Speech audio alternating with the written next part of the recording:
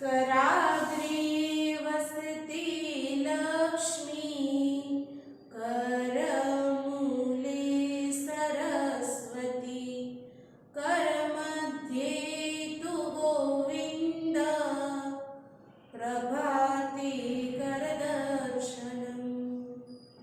चलो खोली दो અને બેગમાંથી અંગ્રેજી ભાગની ચોપડી અને પેન્સિલ લીધે સરકાશે। બેગમાંથી અંગ્રેજી ભાગની ચોપડી અને પેન્સિલ લીધે સર કાઢો બધા।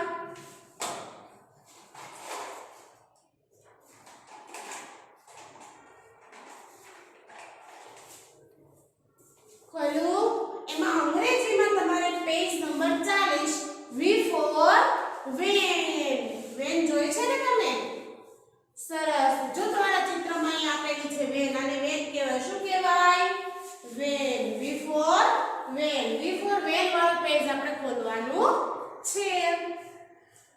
ખોલો પેજ ચાલો બધા ખોલું સરસ। હવે એમાં જો V for વેન છે વેનનું ચિત્ર છે ને બાજુમાં ચોરસ બોક્સ છે એમાં V છે એ V ઉપર લખેલું છે 10 વાર ઘૂંટો। આપણે V ઉપર 10 વાર પેન્સિલ ફેરવવાની છે। અહીંયા ઉપર મોટો V છે એના ઉપર 10 વાર ઘૂંટો લખ્યું છે આપણે 10 વાર પેન્સિલ ફેરવવાની છે। તો ચાલો પેન્સિલ ફેરવો અને બોલતા જાઓ।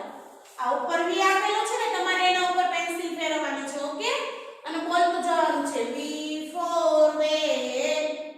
ચલો બધા બાળકો 10 વાર પેન્સિલ ફેરવી દેશે V ઉપર અને બોલતા જાજો V for વેન વેન એટલે van V for van van એટલે વેન। એવી રીતના 10 વાર પેન્સિલ ફેરવી દો ચાલો બધા।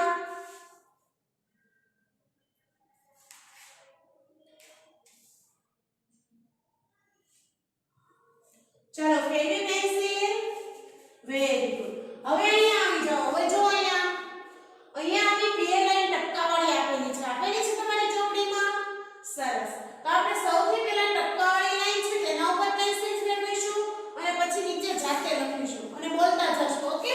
ચાલો બધા મારી સાથે સૌથી પહેલા જે બે લાઈન ટપકાવાળી છે તેના ઉપર પેન્સિલ ફેરવો અને બોલો V for વેન વેન એટલે વેન બાજુમાં છે V for વેન વેન એટલે વેન તેની બાજુમાં V for વેન બાજુના ખાનામાં V for વેન વેન એટલે વેન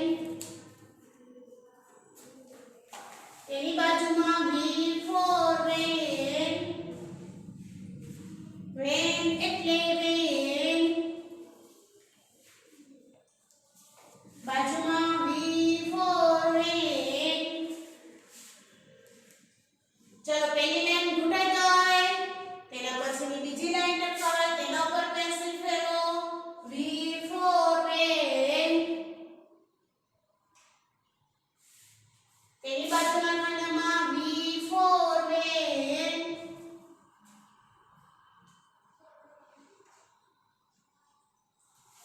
તેની બાજુમાં V for વેન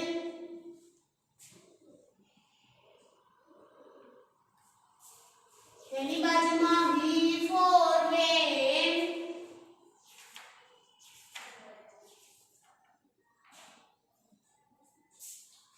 તેની બાજુમાં V for વેન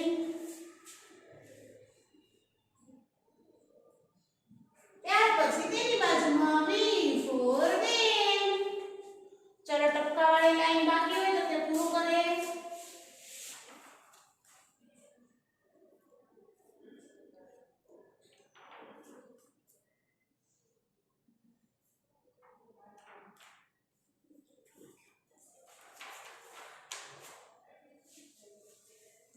ચાલો થઈ ગઈ ટપકાવાળી લાઈન પૂરી। સરસ. હવે નીચેની જે બે લાઈન છે ને એમાં આપણે જાતે લખવાનું છે. તેમાં જે એક ખાનાની અંદર ત્રણ લીટીઓ છે તમારી ચોપડીમાં આ વી છે એની બાજુનું જે ખાનું છે એક ખાનાની અંદર ત્રણ લીટી છે. એમાં જે વચ્ચેની લીટી હોય ને એની અંદર આપણે લખવાનું છે નાનો અમથો વી લખવાનું છે અને બોલવાનું છે વી ફોર વેન. એક ખાનાની અંદર ત્રણ લીટી હશે એમાં વચ્ચેની જે લીટી આવે ને એમાં તમારે વી લખવાનું છે. ઓકે, તેની બાજુમાં લખો વી ફોર વેન.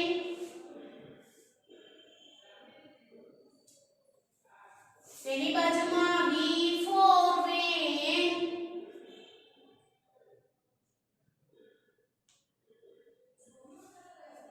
તેની બાજુમાં વી ફોર વેન.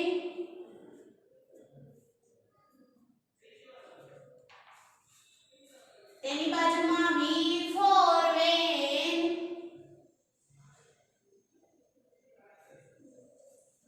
તેની બાજુમાં વી ફોર વેન.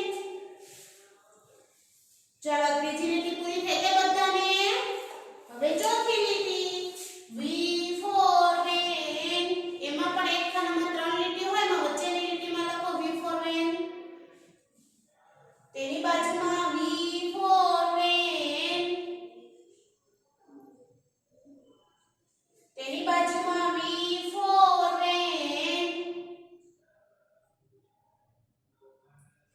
પછી લખો વી ફોર વેન.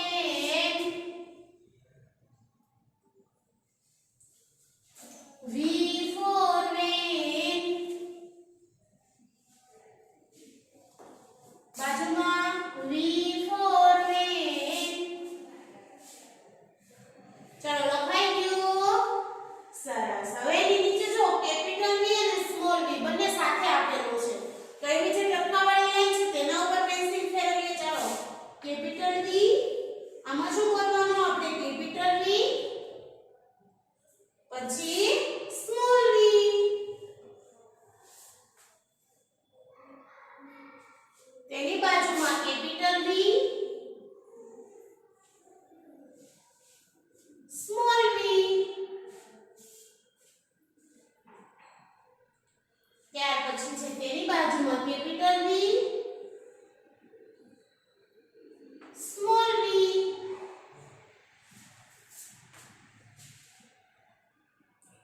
થઈ ગયું. હવે નીચેની જે બે લાઈન છે ટપકા સિવાયની એમાં આપણે જાતે લખવાનું છે. કેપિટલ વી કરો તો પહેલી અને બીજી લીટીમાં એક ખાનાની અંદર ત્રણ લીટી હોય તો તમારે પહેલી અને બીજી લીટીમાં કેપિટલ વી કરવાનો એટલે સાઈઝ વધી જાય ને મોટો કરવાનો. અને સ્મોલ વી છે વચ્ચેની લીટીમાં બીજી લીટીમાં કરવાનો. ઓકે, તેની બાજુમાં કેપિટલ વી પછી સ્મોલ વી. ત્યાર પછી તેની બાજુમાં કેપિટલ વી અને સ્મોલ વી. બે લીટી થઈ ગઈ. સરસ. હવે ત્રીજી લીટી છેલ્લી લીટી એમાં પણ લખો કેપિટલ વી સ્મોલ વી. તેની બાજુમાં કેપિટલ વી સ્મોલ વી. તેની બાજુમાં લખો કેપિટલ વી સ્મોલ વી. ચલો બધા બાળકોને આખું પેજ લખાઈ ગયું. કોઈને બાકી છે? નથી બાકી ને? ચાલો સરસ. હવે જો બધા અહીંયા જુઓ તો બધા 40 નંબરના પેજ ઉપર વી ફોર વેન છે તે બધા મારી સાથે લખી દીધું. Very good. હવે સામેનું જે 41 નંબરનું પેજ છે એમાં છે વી ફોર વેજીટેબલ્સ. વેજીટેબલ્સ એટલે શું થાય? શાકભાજી. એટલે જો ત્યાં ઉપર ટોપલી છે એ ટોપલીની અંદર અલગ અલગ શાકભાજી છે. શાકભાજીને ઇંગ્લિશમાં કહેવાય વેજીટેબલ્સ. શું કહેવાય?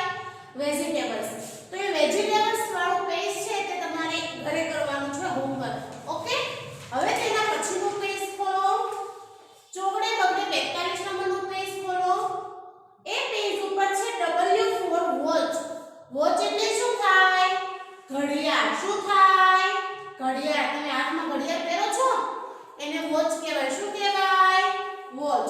તો W ફોર વોચ વાળું પેજ છે તો બધાએ મારી સાથે લખવાનું છે.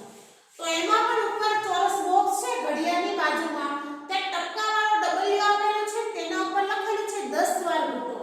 તો બધાએ જાતે 10 વાર પેન્સિલ ફેરવવાની છે અને બોલતું જવાનું છે. ચાલો પેન્સિલ ફેરવતા જઈને બોલતા જાઓ W ફોર વોચ. એવી રીતના 10 વાર પેન્સિલ ફેરવી દો. ચાલો બધાને બોલતા જાઓ. વોચ એટલે ઘડિયાળ. 10 વાર પેન્સિલ ફેરવી દો. ચાલો બધા.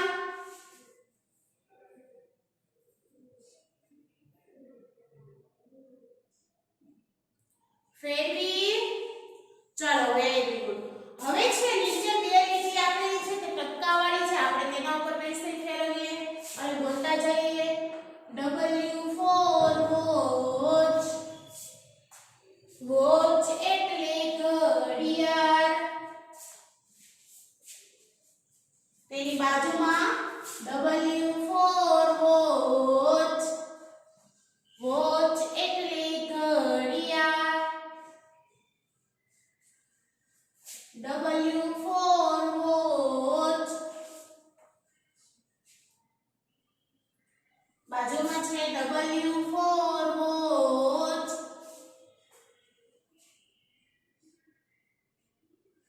તેની બાજુમાં W ફોર વોચ.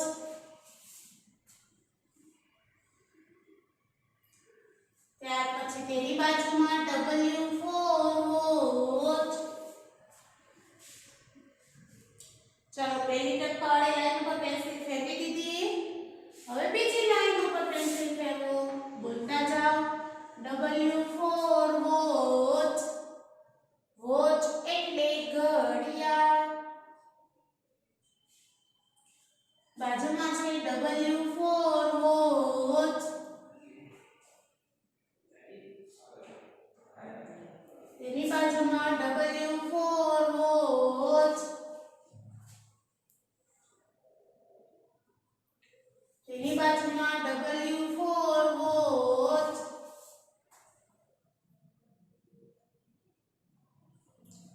બાજુમાં W ફોર વોચ.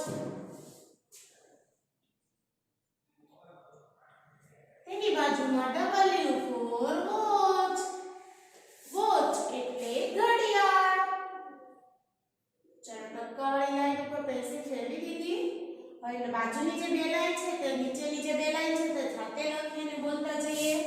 એમાં પણ એક ખાનાની અંદર 3 લીટી છે તો ઉપર કેમ આપણે વચ્ચેની લીટીમાં W લખ્યું સેમ એ રીતે આપણે વચ્ચેની લીટીમાં લખીશું. ઓકે W ફોર વોચ એટલે નાનો અક્ષર W થાય કારણ કે સ્મોલ આલ્ફાબેટમાં નાના અક્ષર હોય કેપિટલમાં મોટા હોય એટલે સ્મોલ આલ્ફાબેટ લખો ત્યારે એક ખાનાની અંદર 3 લીટી હોય તો વચ્ચેની લીટીમાં લખવાનું. ઓકે ચાલો તેની બાજુમાં W ફોર વોચ.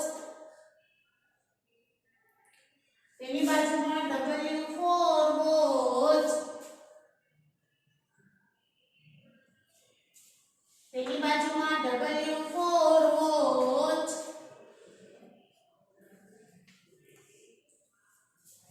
બાજુમાં લખો W ફોર વોચ. બાજુમાં લખો W ફોર વોચ.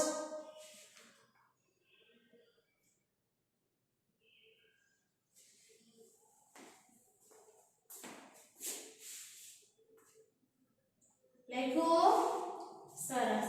હવે એની નીચે લખો W ફોર વોચ. એની બાજુમાં લખો W ફોર વોચ.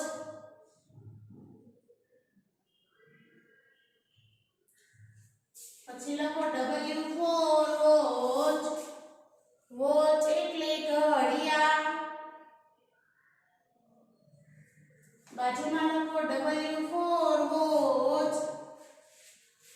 વોચ એટલે ઘડિયાળ.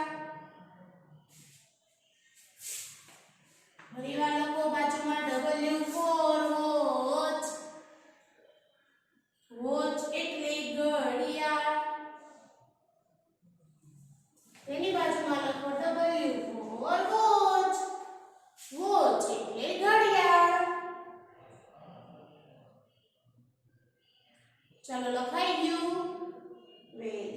હવે નીચેના જે ખાના છે એમાં કેપિટલ W અને સ્મોલ w આપેલા છે. તો કેપિટલ W છે પહેલી અને બીજી લીટીમાં લખવાનું. એક ખાનાની અંદર 3 લીટી હોય તો પહેલી અને બીજી લીટીમાં લખવાનું કેપિટલ એટલે સાઈઝ વધી જાય, મોટો થાય. અને સ્મોલ છે તે વચ્ચેની બીજી લીટીમાં. ઓકે, તો એમાં પણ ટપકા ઉપર પેન્સિલ ફેરવો. W for watch, capital W, small w.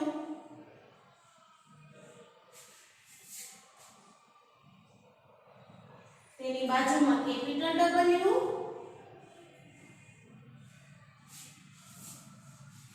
પછી સ્મોલ w. તેની બાજુમાં કેપિટલ W, પછી સ્મોલ w.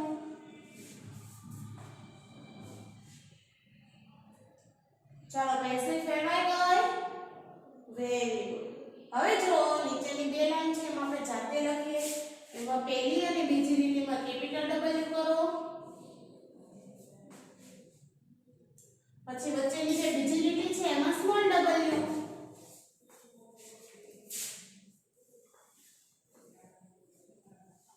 તેની બાજુમાં કેપિટલ W, પછી સ્મોલ w.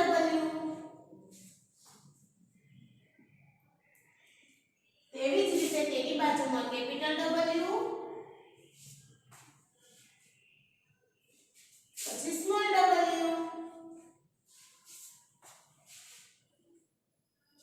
હવે છેલ્લી લીટી છે એમાં પણ કેપિટલ W,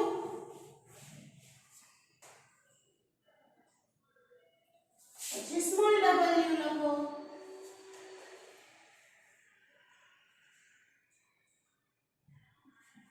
બાજુમાં લખો કેપિટલ W,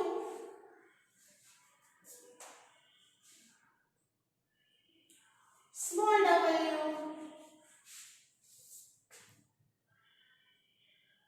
સેમ એ જ રીતે લખો capital W, small w.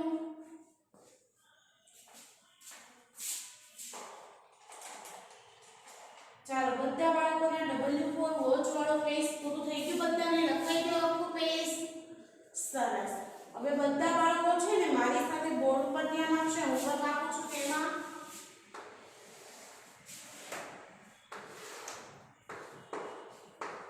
HW homework અંગ્રેજી શું છે હોમવર્કમાં? તો આપણે V for veg વાળો પેજ લખું મારી સાથે. તો સામેનું V for vegetables વાળો પેજ હોમવર્કમાં આવે. તો હોમવર્ક આવશે ચોપડીમાં પાના નંબર 41 અને પછી V for watch વાળો W for watch આપણે અહીંયા લખ્યું ને W for wheel સામેનું જે W for wheel છે એ wheel વાળો પેજ તમારે હોમવર્કમાં કરવાનો છે. તો એના પેજ નંબર છે 43. ચોપડીમાં પાના નંબર 41 અને 43 લખાવવું. સમજ પડી? બે પેજ લખવાના છે V for vegetables અને W for